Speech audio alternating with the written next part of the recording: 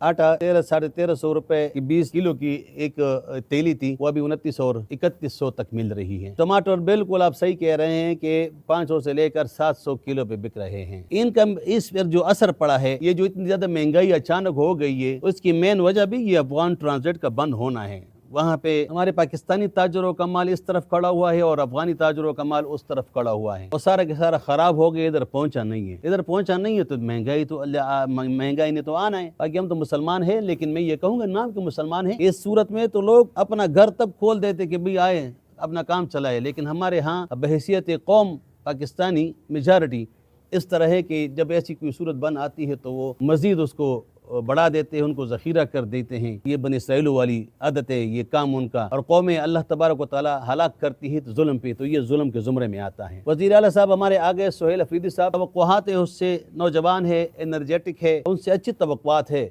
अगर वो पहले की तरह सारा साल जलूस और मुजाहरे में लगा रहा तो जिस तरह गुज़श्ता को दिनों में कोई काम नहीं हुआ, गुज़श्ता सालों में कुछ काम नहीं हुआ, ये थोड़ा सा अरसा रहता है, तो ये मैं कहूँगा कि हमारे पुख्तनख्वा की कबाइल से है, कबाइल गयूर अवाम हैं, गयूर कौम हैं, तो ये अपना वो उस फ़ख्र को, उस तफाखुर को ये बरकरार रखते हुए ऐसे काम करे, ऐसे इक़दामात करे, महंगाई के ख़िलाफ़ करे, ज़ख़ीरा अंदोज़ों के ख़िलाफ़ करे, ये डॉक्टरों और ये लेबार्ट्रीज़ जो है उनके अगेंस्ट करे, मेडिसिन कंपनी उसके अगेंस्ट करे, ये स्कूलों के अगेंस्ट करे कि जो स्कूल जो ये जो वो कर रहे हैं, प्राइवेटाइजेशन की तरफ जा रहे हैं, कॉलेजों में फीसें बढ़ गई हैं। ऐसे ऐसे कॉलेजेस हैं, ऐसे ऐसे स्कूल हैं जो अपनी ही मर्जी करते हैं, वो किसी से डिसिप्लिन को नहीं मानते और किसी जो है ना कानून को नहीं मानते। वो कहते हैं हमारा अपना ही कानून है। तो ये हमारे अपने सूबे में हो रहा है, उस सूबे में हो रहे हैं जिसका वज़ीर आला हमारा मोहतरम सुहेल अफरीदी साहब है, जो स्टूडेंट लाइफ से हम उसको जानते हैं, हमारे पासबान के साथियों के साथ रहा है, हमारे पासबान स्टूडेंट्स में के साथ रहा है,